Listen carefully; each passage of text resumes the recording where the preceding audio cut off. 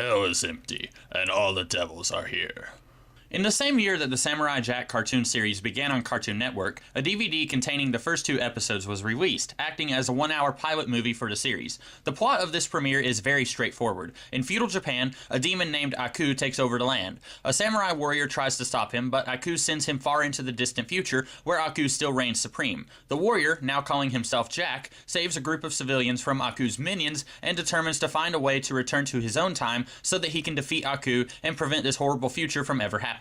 Even after 14 years, the animation here still stands out. It's like some unholy fusion of Jack Kirby and the Looney Tunes, and I love it. There are times when I feel this movie is trying too hard to think outside of the box, like when we occasionally give up the normal animation showing the events of the story, and instead show still shots positioned like a comic book page. Stylistically, this is very bold, but I think it's better to stick with the tried and true method of showing us what is happening in a normal animated fashion, just like every other cartoon on the planet. The style here is also quite interesting. There's a little bit of everything here. The samurai stuff goes without saying. The show's creator, Gendy Tartakovsky, said that the goal in creating this character was to go for a young Asian Clint Eastwood. And the last third of the movie feels very much like a western where the silent stranger comes to town and disposes of the menace and leaves just as quietly as he arrived. We also have callbacks to Star Wars, comic books, strip clubs, Will.i.am, Tex Avery, dogs. Despite this whole movie being one giant hodgepodge of pieces that seemingly would not gel well together, the movie is still able to find its own voice, tonally speaking. At no point do I feel jarred by the patchwork quilt of influences we've got going on here.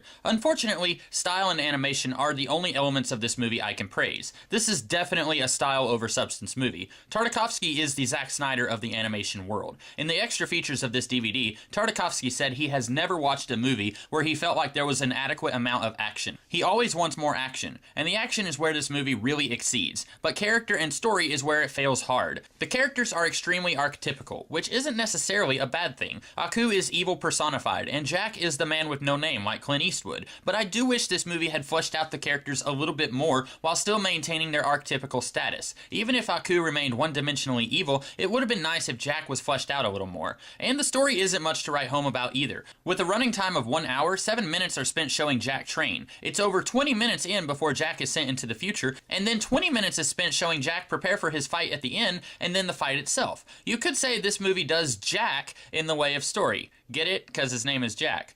While visually stunning, this movie fails in every way that a movie should strive to succeed. And what's worse is it doesn't feel like this movie is even trying in those areas where it should be trying the most. Although I enjoy this movie quite a bit, I can only give it a 1.5 out of 4, and it only ranks that high because of the amazing style. Here we are, born to be kings, we're the princes of the universe.